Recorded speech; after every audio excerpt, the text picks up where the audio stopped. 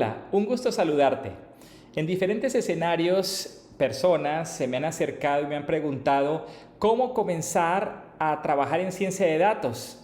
Ya sea que seas un programador y quieras comenzar a explorar nuevas alternativas, o quizás trabajas en alguna compañía, tengas acceso a datos y quieras comenzar a hacer experimentos con esos datos y a encontrar nuevos patrones que quizás no has podido encontrar con técnicas tradicionales que has estado utilizando.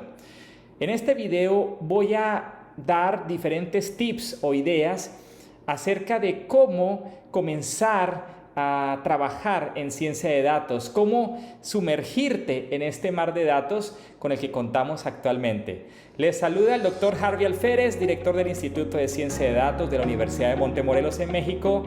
Bienvenidos.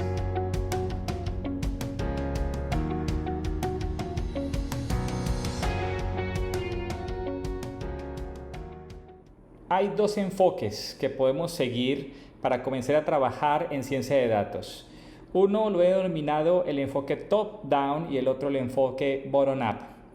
El enfoque top-down va de la dirección de la compañía.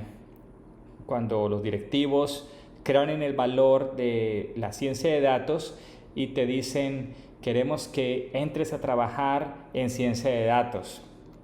Otro enfoque es el enfoque bottom-up, en donde tú comienzas a trabajar ya sea en tus horas libres o en algunos de tus proyectos, a meter ciertos asuntos relacionados con ciencia de datos.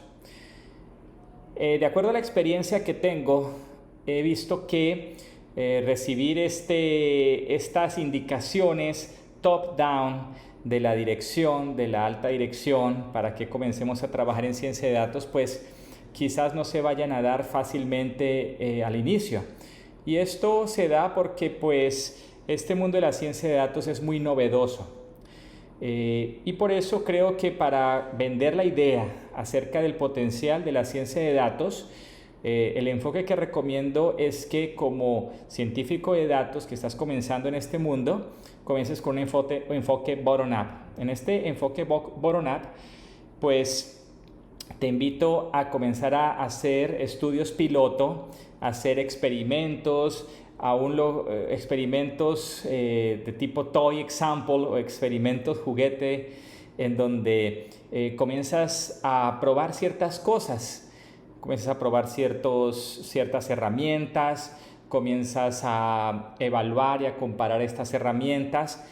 Y una vez tengas resultados sólidos acerca de esta experiencia con estos ejemplos pequeños o estos proyectos piloto, entonces pues te invito a presentar los resultados a la alta gerencia.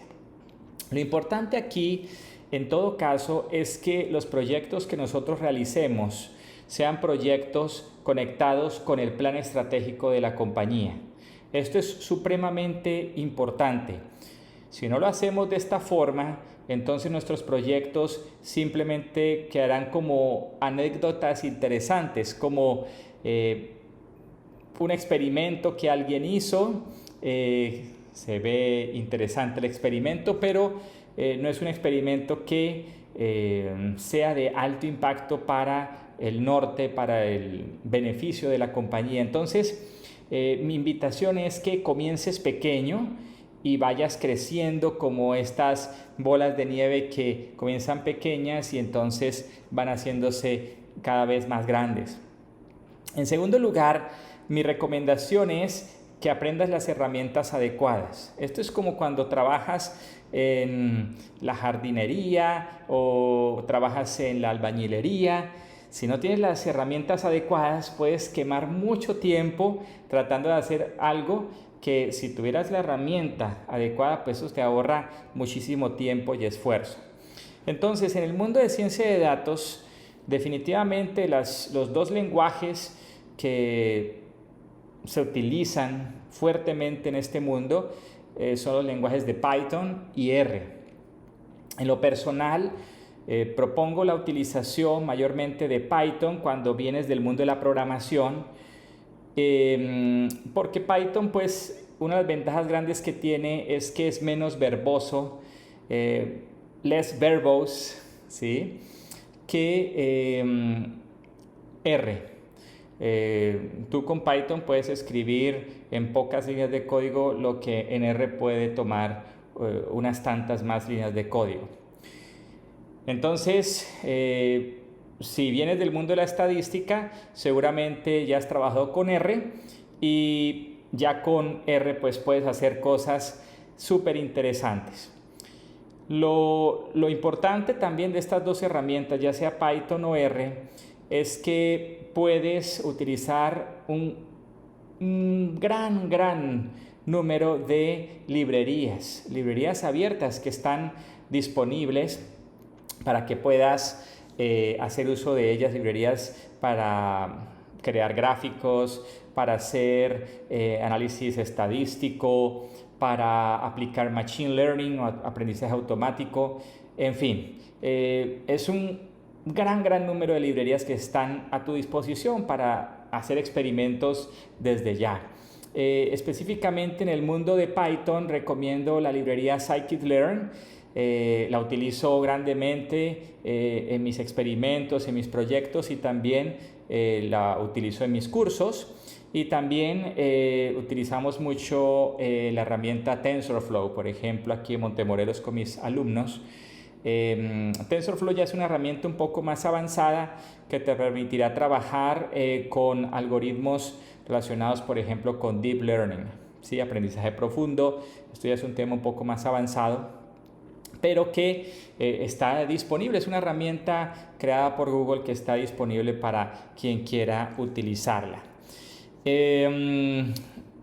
Otra cosa importante aquí que quiero mencionarles es que con respecto al mundo de la estadística, porque como lo mencioné en un anterior video, o sea, la ciencia de datos está compuesta por estadística, por programación, un conocimiento sustancial en un área, y allí tenemos un componente importantísimo que es Machine Learning.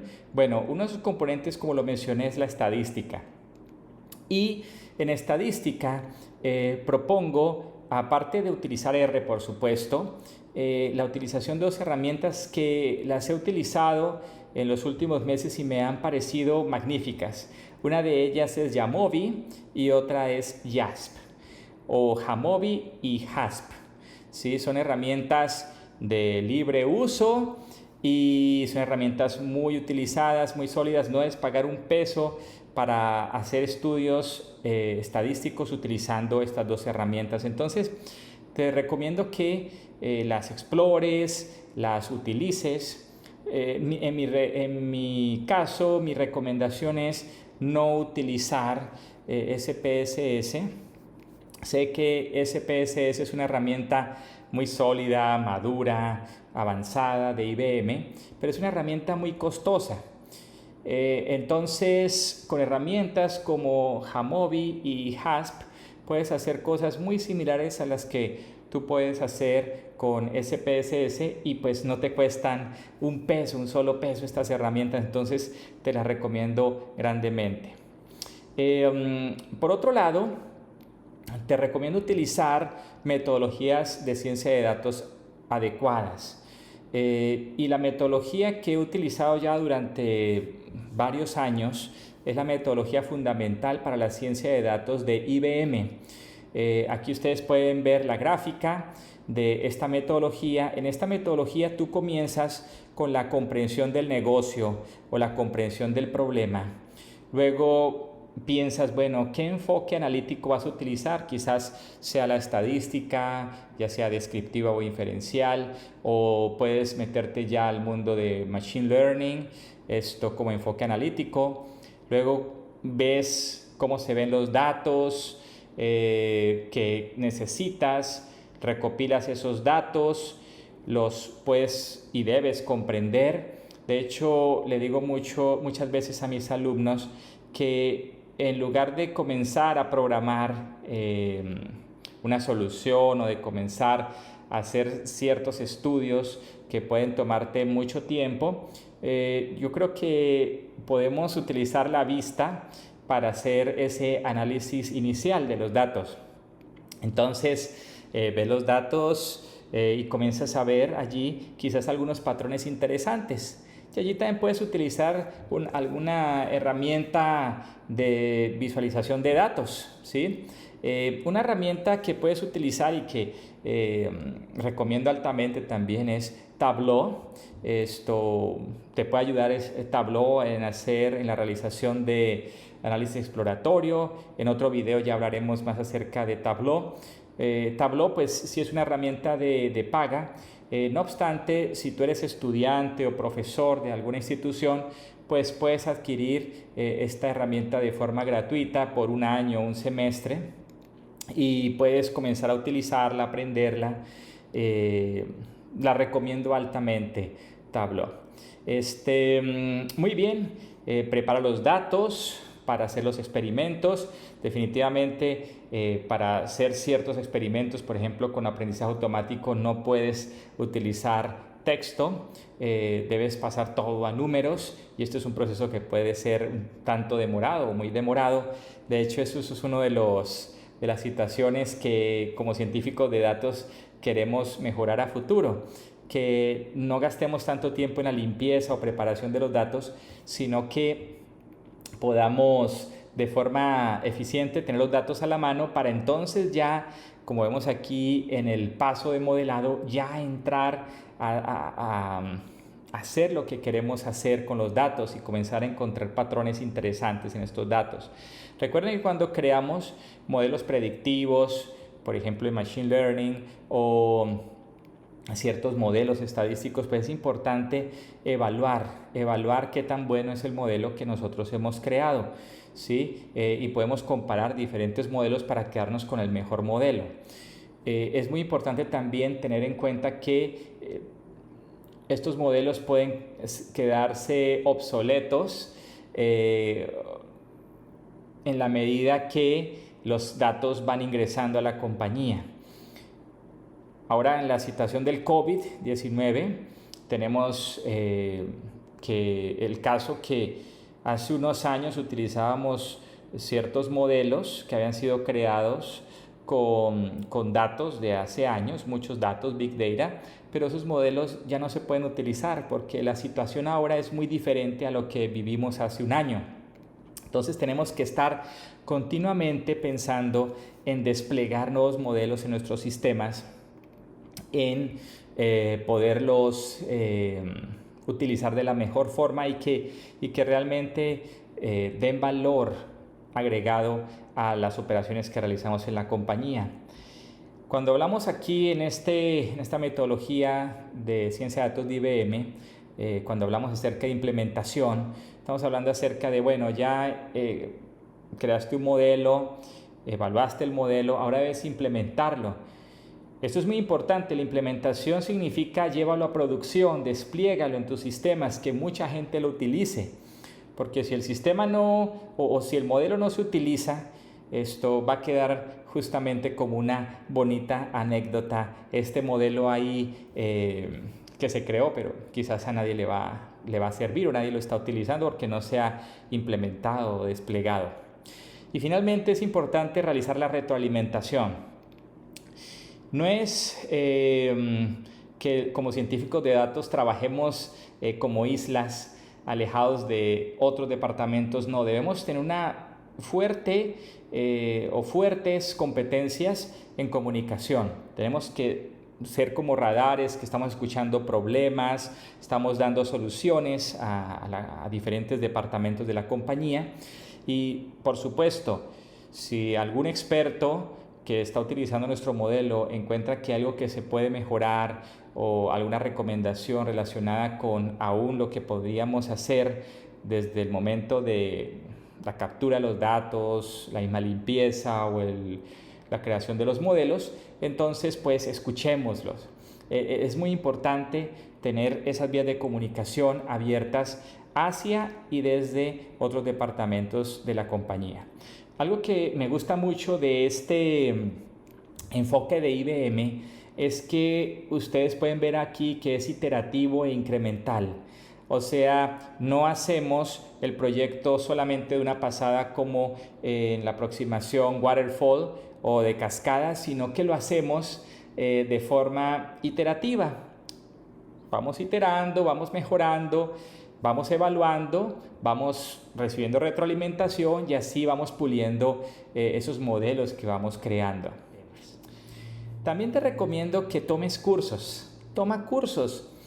Hay muchos cursos disponibles. No obstante, he notado que ciertas organizaciones aún muy populares de habla hispana pues ofrecen cursos, pero al ver el material que ellos ofrecen veo varias imprecisiones en los conceptos, en las ideas, y creo que no está bien que se ofrezca este tipo de material, porque puede llevar a la confusión o va a llevar a la confusión de la audiencia. Entonces, mi sugerencia es que tomes cursos de universidades reconocidas.